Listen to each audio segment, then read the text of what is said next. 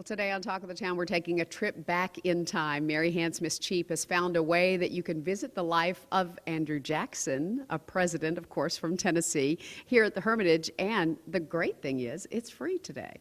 Well, this is the annual free day on the Battle of New Orleans anniversary, and this is the 200th anniversary.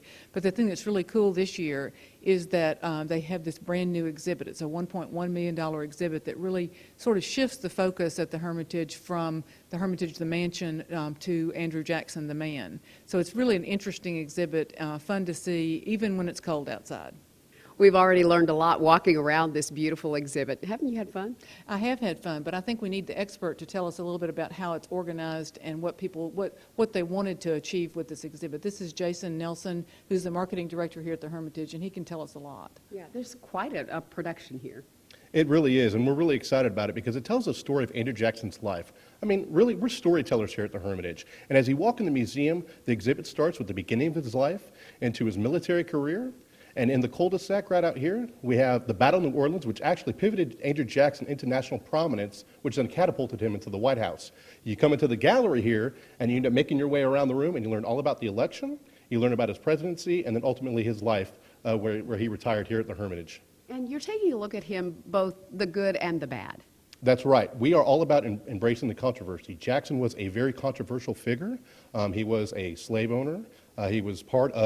He was a man of his times, but we also, we analyze and we educate future generations about the man, the good, the bad, and everything. And there's a lot to learn. There really is. All right, thank you so much, Jason. Mm-hmm. We've been fascinated by this portrait of Andrew Jackson, and you can actually see so many things that are in the portrait. Well, this was 1836, but you can see, like, here's the ring in the case, and if you look at the portrait, you can see the ring right there. The watch fob over here and chain in the portrait, and then they've put it here. So you can bring it all together. And then, of course, the cane itself, you can see that easily. This building used to have a lot of memorabilia in it, but they've really transformed it with this new exhibit by, putting some interactive things, by really blowing things up, and as Jason said, trying to really look at the man, Jackson, with good and bad. So there are some special activities going on today in honor of the 200th anniversary of the Battle of New Orleans. Right, there's the wreath laying at the tomb, and usually they have all of this outside, the ceremony and the talks and everything, but that's going to be in the auditorium.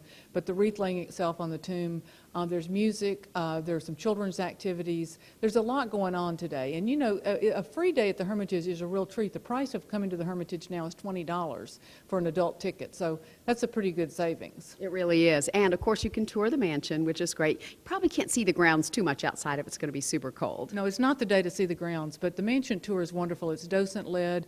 There's a film that they've had in years past that gives you sort of the overview of the mansion and of Jackson.